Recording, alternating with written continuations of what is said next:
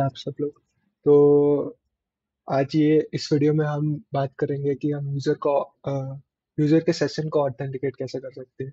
पिछले दो वीडियो में हमने बताया बताया कि जो फर्स्ट वाला वीडियो था उसमें हमने बोला कि हम गूगल से कैसे साइन अप कर सकते हैं। सेकंड वीडियो में हमने डिस्कस किया कि हम जो भी यूजर साइन अप कर रहे हैं उसकी डिटेल्स को हम डेटाबेस मोंगोडीबी जो हम डेटाबेस यूज कर रहे थे तो उसमें हम कैसे स्टोर करवाएं। तो आज हमारी थर्ड वीडियो होगी। तो इस वीडियो को ये वीडियो भी दो पार्ट में डिवाइड है।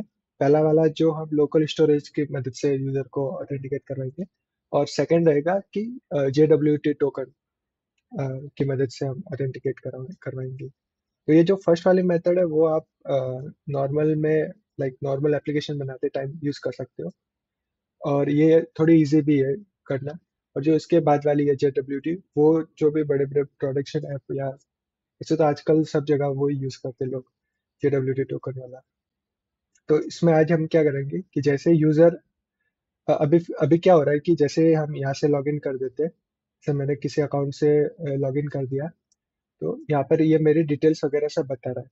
लेकिन जैसे मैं इस पेज को रिलोड कर दूंगा वैसे ये सारी डिटेल्स चली जाएगी और फिर से वो लॉगिन करने को मांगेगा। तो अभी हमें ये करना है कि यूजर एक बार लॉगिन कर दे तो उसकी जो इन्फॉर्मेशन है वो कहीं पे स्टोर हो जाए। और जब नेक्स्ट टाइम अगर अभी मैंने उसको रिलोड किया या फिर थोड़े टाइम के बाद मैं इस पीसी पे आया तो भी वो लॉगिन बताएगा। तो वो चीज़ हम करेंगे, वो हम लोकल स्टोरेज से करेंगे। जो फ्लो होगा कि सबसे पहले हम यहाँ से बाकी जो क्रेडेंशियल्स है उस सबको लोकल स्टोरेज में सेव करवा देंगे जो ब्राउजर की लोकल स्टोरेज रहती है और वहां से हम रिट्रीव करेंगे। तो इसलिए वीडियो में आगे बढ़ते हैं। तो सबसे पहले हम ये कर देते हैं कि ये हमारा सर्वर स्टार्ट कर दिया हमने। और जो पिछला वाला कोड था उसमें एक चीज रह गई थी कि लाइक अगर यूजर लॉगिन है, ऑलरेडी लॉगिन है और वो फिर से अपना अकाउंट क्रिएट करने को करता है तो उसको एरर देता था ये एप्लीकेशन कि यूजर की आईडी वगैरह ऑलरेडी प्रेजेंट है। तो उसको थोड़ा हम ठीक कर लेंगे। तो यहाँ पर हम ये कंडीशन डाल सकते हैं और हम ये इसलिए भी कर रहे हैं कि जो न्यू यूजर है तो उसको तो हम ऐसे बता सकते हैं कि वेलकम। अगर कोई आपने बहुत सारी वेबसाइट पे देखा होगा कि उसमें जब फर्स्ट टाइम आप लॉगिन करते हो तो वो बताता है कि वेलकम और ऐसा कुछ। और अगर आप सेकेंड टाइम करते हो तो वो बताता है कि वेलकम बैक। तो वो उससे कैसे पता चलता है तो वो भी हम इसमें देख लेंगे आज। तो ये हमारा जो सर्वर वाला पार्ट है उसको भी मैं स्टार्ट कर देता हूँ। ऐसे मैं सर्वर स्टार्ट करूंगा बैकएंड और npm run। तो ये हमारा बैकएंड चालू हो जाएगा। ठीक है, ये हमारा बैकएंड सर्वर स्टार्ट हो गया। सो हम क्या कर रहे थे कि जब यूजर लॉगिन वाले बटन पे क्लिक करता था तो हम इस वाले एपीआई पे हिट करते थे, API/add user। जो ये वाली एपीआई थी, API/add user। और वो यूजर की name, email and profile picture लेके एक न्यू यूजर क्रिएट कर देती थी। लेकिन हम अभी क्या करेंगे कि उसको वो ऑथेंटिकेट करेंगे कि यूजर एग्जिस्ट करता है या नहीं। तो सबसे पहले यहाँ पर हम एक कॉन्स्ट बनाएंगे, उसका नाम डालेंगे एग्जिस्टिंग यूजर करके। ठीक है, और उसमें अवेट डालेंगे, अवेट यूजर्स। यूजर्स कौन से, जो हमने ये ऊपर बनाए, ये वाला यूजर्स डॉट फाइंड वन। ठीक है, तो फाइंड वन ईमेल। तो वो क्या करेगा, ईमेल को फाइंड करेगा कि ईमेल ऑलरेडी प्रेजेंट है या नहीं। तो अगर ऑलरेडी प्रेजेंट है तो अब यहाँ पर आप डालेंगे अगर एग्जिस्टिंग यूजर है तो रिस्पॉन्स डॉट स्टेटस तो हम 201 ही रखेंगे और मैसेज डालेंगे वेलकम बैक। और हम इसमें टेम्प ये भी यूज करेंगे, टेम्पलेट। और एग्जिस्टिंग यूजर डॉट नेम।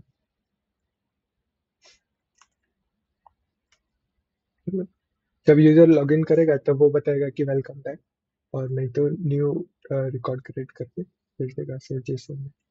तो अगर हम इसको रिलोड करें और जब रिस्पॉन्स आएगा उसको कंसोल लॉग करेंगे यहाँ पर, कंसोल लॉग डेटा। तो वो हम अपने ब्राउजर पे देंगे और लॉगिन करने का ट्राई करेंगे। जैसे मैंने इस पर क्लिक किया और अकाउंट सिलेक्ट किया, तब ये बोलेगा वेलकम बैक और यूजर का नाम आ गया। ठीक है, तो हमें यूजर का नाम भी चाहिए और यूजर का डेटा भी चाहिए, तो यूजर का डेटा भी हम ले लेंगे यहाँ से।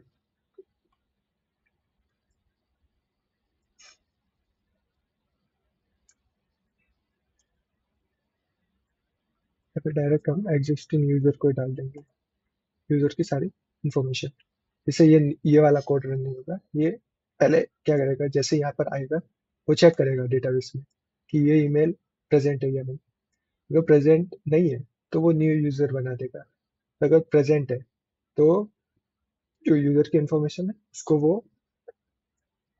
उसको वो फ्रंट एंड में भेज देगा। तो ये वाली चीज अभी के लिए आपको कुछ समझ नहीं आ रही होगी, लेकिन जब बाद में जिस ऐप में हम मोबाइल नंबर वगैरह सब ऐड करवाएंगे, यूजर की बहुत सारी डिटेल्स, जैसे उसका बायो हुआ वगैरह सब, तब ये चीजें काम आएगी कि हमने ये वाली चीज किस लिए की है। तो ये वाला,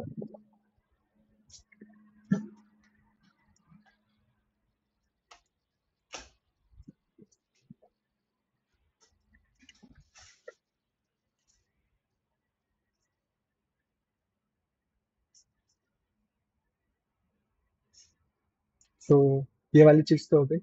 अब हम क्या करेंगे कि जो यूजर की इंफॉर्मेशन यहाँ पर आ रही है, इनको लोकल स्टोरेज में स्टोर करवाएंगे, जिससे हम ये पता कर ले कि यूजर लॉगिन है या नहीं। तो हमें यूजर की इंफॉर्मेशन स्टोर करवाने के लिए सबसे पहले हमें एक कॉन्टेक्स्ट बनाना पड़ेगा। सो थोड़ा सा कॉन्टेक्स्ट क्या है उसके बारे में आपको बता देता हूँ। लाइक जैसे हमने ऐप डॉट जेएस बनाई, यहाँ पर हमने यूज स्टेट को डिफाइन किया है। तो इसका मतलब कि हम जब ये वाला कंपोनेंट रेंडर होगा, उसी टाइम हम ये वाली चीज यूजर डेटा एंड ये वाला यूजर्स का जो भी डेटा होगा उसको यूज कर सकते हैं। लेकिन जब हम कॉन्टेक्स्ट बनाएंगे ना, तो वो क्या करेगा, जब हमारी वेबसाइट लोड होगी तभी वो जो भी, जैसे कोई एपीआई है, तो वो क्या करेगा कि वेबसाइट जैसे हमारी लोड होगी तो वो सबसे पहले चेक करेगा कि हमारे लोकल स्टोरेज में डेटा है या नहीं। तो उसको अगर डेटा मिलेगा तो वो यूजर को यहाँ पर शो कर देगा यूजर की सारी डिटेल्स वगैरह, और अगर नहीं होगा तो वो लॉगिन वाला पेज दिखाएगा। तो सबसे पहले हम क्या करेंगे कि ये जो डेटा है इनको लोकल स्टोरेज में हम स्टोर करेंगे। सो लोकल स्टोरेज के को अगर आप चेक करनी हो आपके ब्राउजर में, तो इंस्पेक्ट पे क्लिक करके आप यहाँ पर क्लिक करोगे तो एप्लीकेशन वाला ऑप्शन होगा। यहाँ पर जो भी आपके लोकल होस्ट 3000 पे स्टोर है वो सब यहाँ पर आपको दिखेगा। मैं पहले सब वाइप आउट कर देता हूँ सब कुछ, तो आपको यहाँ पर कुछ नहीं दिख रहा है। सो अभी हम क्या करेंगे कि यूजर को लॉगिन करवाने का ट्राई करते हैं। ठीक है, यूजर यहाँ से हम करेंगे लॉगिन, और ये लॉगिन हो गया, लेकिन यहाँ पर लोकल होस्ट के अंदर कुछ डेटा नहीं हुआ है, और यहाँ पर कुछ डेटा नहीं है, तो इसका मतलब कि जैसे हम रिलोड करेंगे तो यहाँ पर कुछ डेटा भी शो नहीं होगा। सो करेंगे लोकल स्टोरेज में इस डेटा को स्टोर करवाएंगे। तो हमें कब स्टोर करवाना है, जब ये वाली चीज चले, console of data data is. So यही हो रहा है कि हम जो डेटा आ रहा है पोस्ट डेटा रिस्पॉन्स के बाद, उन सबको हम यहाँ पर डिस्प्ले करवा रहे हैं, और ये यूजर डेटा की मदद से हम वहाँ पर डिस्प्ले करवा रहे हैं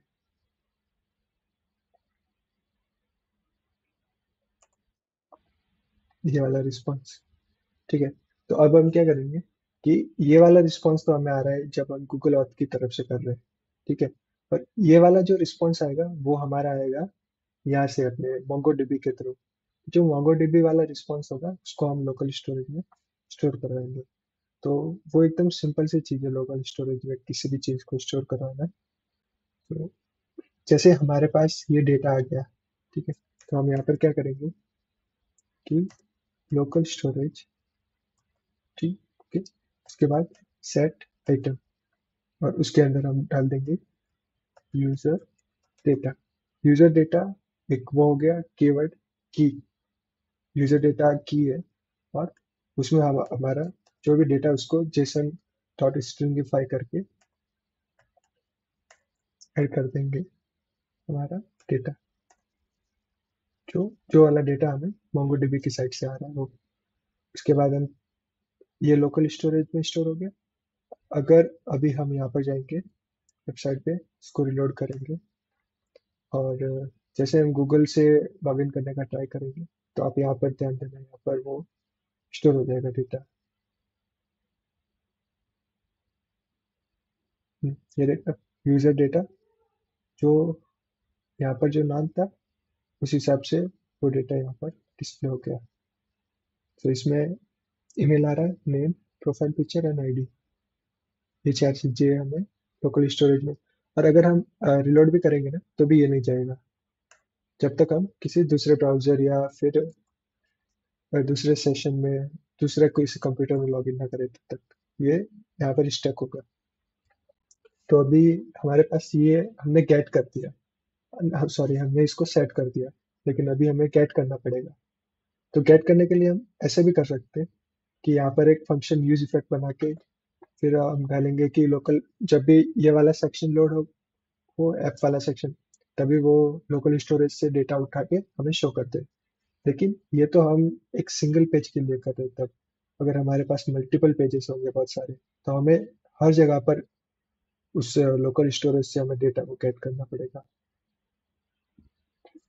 तो उसके लिए हम यूज करेंगे कॉन्टेक्स्ट। तो कॉन्टेक्स्ट के लिए, कॉन्टेक्स्ट बेसिकली क्या करेगा कि जो हमारी कंप्लीट एप्लीकेशन है उसको एक प्रोवाइडर के अंदर रैप कर देगा। तो उससे जब भी हमारी वेबसाइट लोड होगी, तो लोड होते वो क्या करेगी, सबसे पहले वो जाके चेक करेगी लोकल स्टोरेज पे डेटा है, डेटा होगा तो वो उस डेटा को स्टेट के अंदर स्टोर करवा देगी, और हम उस स्टेट को यहाँ पर यूज कर सकते हैं इंस्टेड ऑफ यूजर डेटा।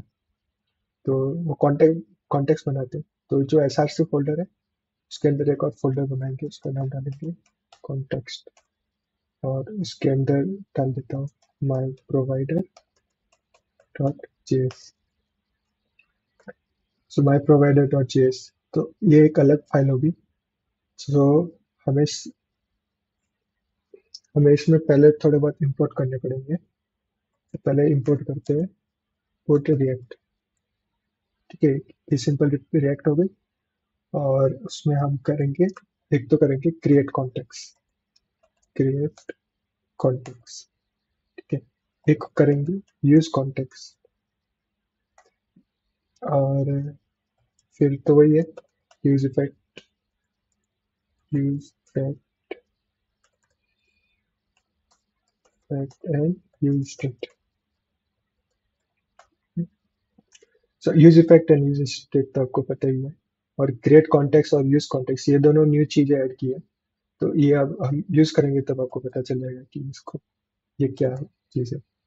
सो सबसे पहले एक फंक्शन बनाएंगे जिसको एक्सपोर्ट करेंगे, एक्सपोर्ट कॉन्स्ट, उसका नाम डालेंगे माई प्रोवाइडर, और उसके अंदर हम पूरे ऐप को करेंगे wrap।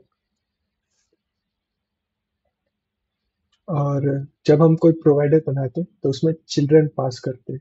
चिल्ड्रन बोले तो हमारा पूरा एप्लीकेशन में जो भी डेटा होगा वो सारा इस चिल्ड्रन के अंदर रैप होगा, पूरा एप्लीकेशन। इसको जब हम इंडेक्स वाले पे इम्प्लीमेंट करेंगे तब मैं और समझाऊंगा ये चिल्ड्रन के बारे में। और एक यहाँ पर ये भी बनाना पड़ेगा हमें कि const my context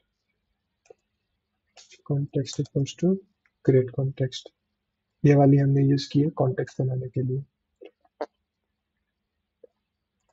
अब यहाँ पर हमें यूजर की इंफॉर्मेशन को स्टोर करना है। तो एक सिंपल स्टेट बनाएंगे, यूज स्टेट बनाएंगे, और उसमें डालेंगे user call data, by default ये होगी नहीं, ठीक है। स्टेट बना दी सिंपल। उसके बाद हम यूज इफेक्ट को बनाएंगे, रन करेंगे। यूज इफेक्ट क्या क्या करना है, तो यूज इफेक्ट क्या करेगा कि जब भी ये एप्लीकेशन लोड होगी तभी ये क्या करेगा कि एक वेरिएबल बनाएंगे const data equals to local storage और गेट आइटम। गेट आइटम क्यों कर रहे हैं? क्योंकि जो हमारी ऐप थी जहाँ पर हम डेटा को स्टोर करवा रहे थे, तो वहां पर हमने सेट किया था डेटा को, सेट आइटम किया था यूजर डेटा के अंदर। लेकिन अभी हमें local storage dot gate item करना है। लोकल कहाँ से करना है? वो होगा यूजर डेटा के अंदर से। और उसके बाद जो भी डेटा होगा वो इस वाले स्टेट में हम स्टोर करवा देंगे। इसके अंदर हमने वहां पर जेसन डॉट स्ट्रिंगिफाई किया था, वहां पर जेसन डॉट पार्स करेंगे।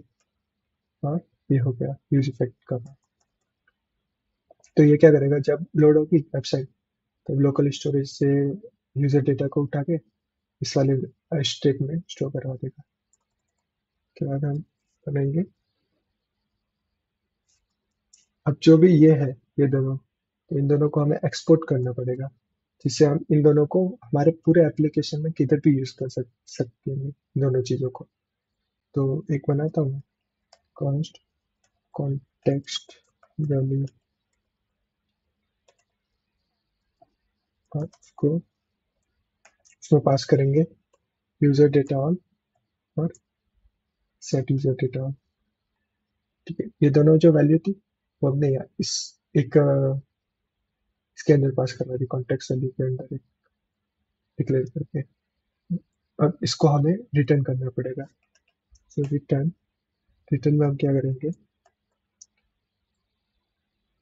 जो ये हमने माई कॉन्टेक्स्ट बनाया था यहाँ पर, उसके अंदर एक प्रोवाइडर नाम का मेथड रहता है, माई कॉन्टेक्स्ट डॉट प्रोवाइडर।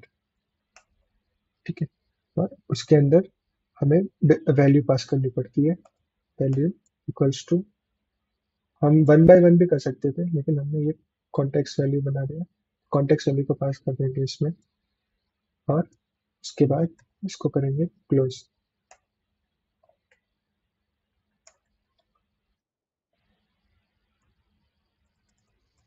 ठीक है, और इसके अंदर हम पास करेंगे चिल्ड्रन को। तो ये वाला चिल्ड्रन आया था, उसको हमने इसके अंदर पास कर दिया। ठीक है, तो ये हमारा प्रोवाइडर बन गया है। इसमें एक और चीज यूज माई कॉन्टेक्स्ट करके बनाते हैं। उससे क्या होगा कि अगर एप्लीकेशन कॉन्टेक्स्ट में रेट नहीं होगा तो वो एक एरर देगा। सो यूज माई कॉन्टेक्स्ट बनाया और उसमें डालेंगे तो context equals to use context, और उसमें जो हमारा माई कॉन्टेक्स्ट है ये वाला, उसको डाल देंगे कि अगर एप्लीकेशन में ये चिल्ड्रन की वैल्यू नहीं आ रही है तो वो एक एरर रिटर्न देगा। तो वो क्या एरर होगा, अगर कॉन्टेक्स्ट के अंदर कुछ नहीं है,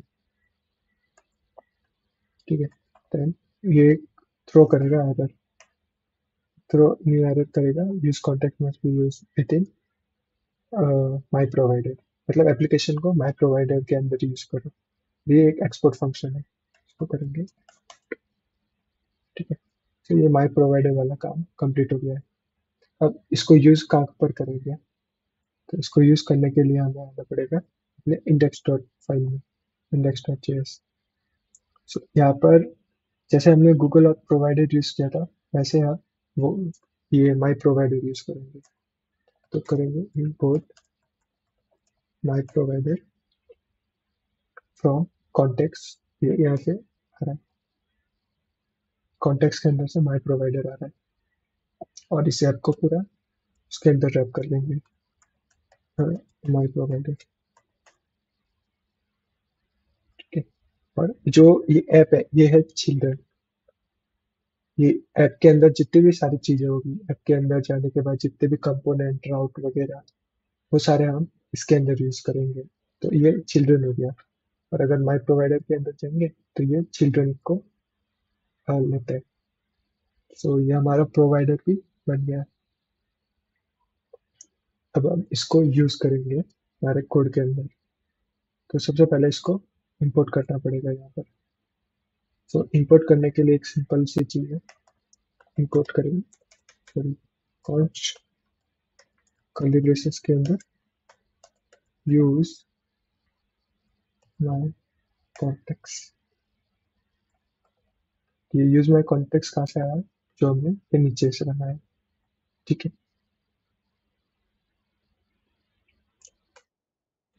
अब यूज माई कॉन्टेक्स्ट यहाँ पर ऐड कर दिया। अब इसके अंदर कौन सी कितनी वैल्यू है, यूजर डेटा में सेट यूजर डेटा, तो उनको हम यहाँ पर डाल देंगे।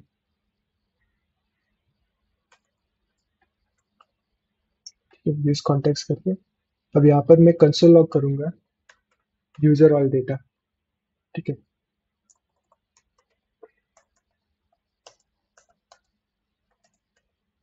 तो अभी अभी देखते हैं कि मेरे लोकल स्टोरेज में सारी वैल्यू है, वहाँ पर कुछ एरर दे रहा है।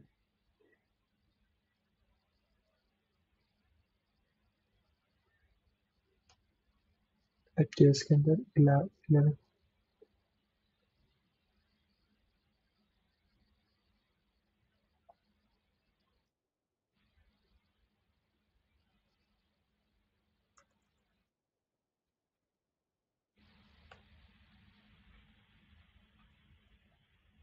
आ रहा है मेरा। एरर को पहले ढूंढते हैं कि कहाँ से ये एरर आया,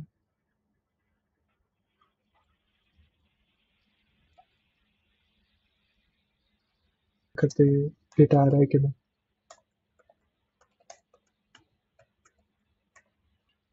तो वो एरर बेसिकली ये था कि एरर एरर सॉल्व हो गया। एरर ये था कि हमने ये जो यूज कॉन्टेक्स्ट है, इसमें तो सिर्फ ये कंडीशन लगाई कि अगर एप्लीकेशन कॉन्टेक्स्ट में नहीं है तो ये एरर थ्रो करो। नहीं तो हमने यहाँ पर कुछ रिटर्न नहीं दिया ना, इसकी वजह से वो ये एरर दे रहा है। तो इसको सॉल्व करने के लिए हम यहाँ पर सिंपली कर देंगे रिटर्न कॉन्टेक्स्ट। ये करने के बाद हमारा वो चला गया। और यहाँ पर आप देख सकते हैं कि मैंने यूजर को लॉगिन वगैरह कुछ नहीं किया तो भी यूजर ऑल डेटा आ रहा है। और ये सारा डेटा कहाँ से आ रहा है, ये एप्लीकेशन के थ्रू, ये यहाँ से, ये वाला डेटा हमारा ये इस जगह से आ रहा है सब कुछ। तो अब हम इसको यहाँ पर यूज कर सकते हैं डिस्प्ले करवाने के लिए। तो डिस्प्ले करवाने के लिए हम क्या करेंगे कि जो यूजर डेटा है, जो हम यहाँ पर ऐप जेसन के अंदर जहाँ पर यूजर डेटा लिखा है वहाँ पर हम ये कर देंगे, user all data, user all data, user all data.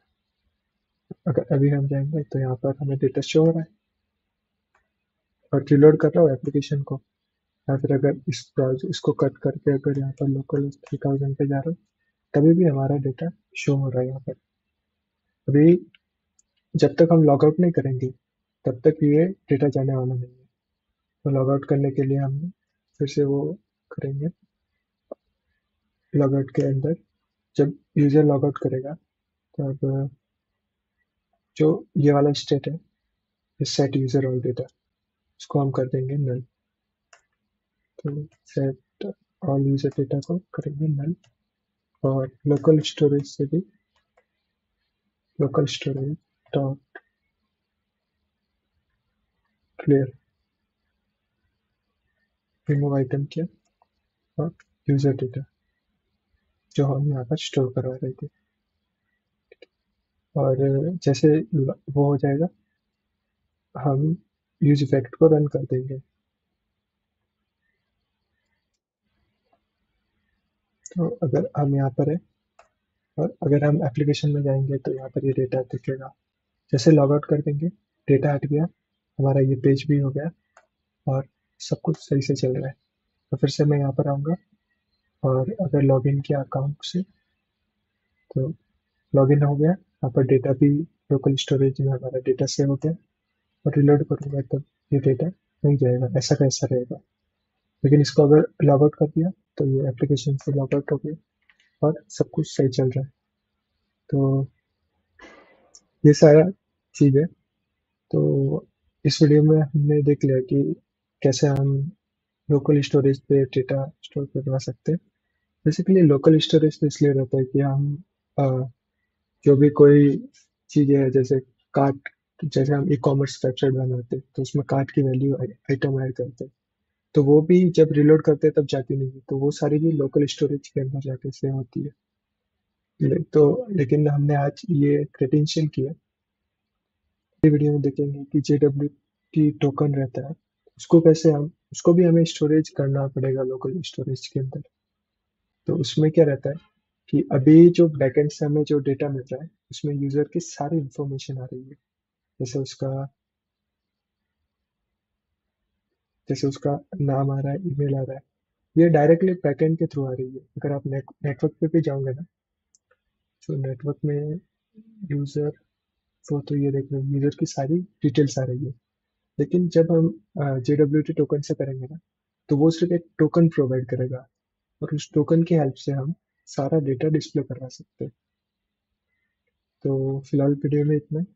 Video अच्छा लगा हो तो लाइक करो, और मिलते हैं अगली वीडियो में, तब तक के लिए बाय।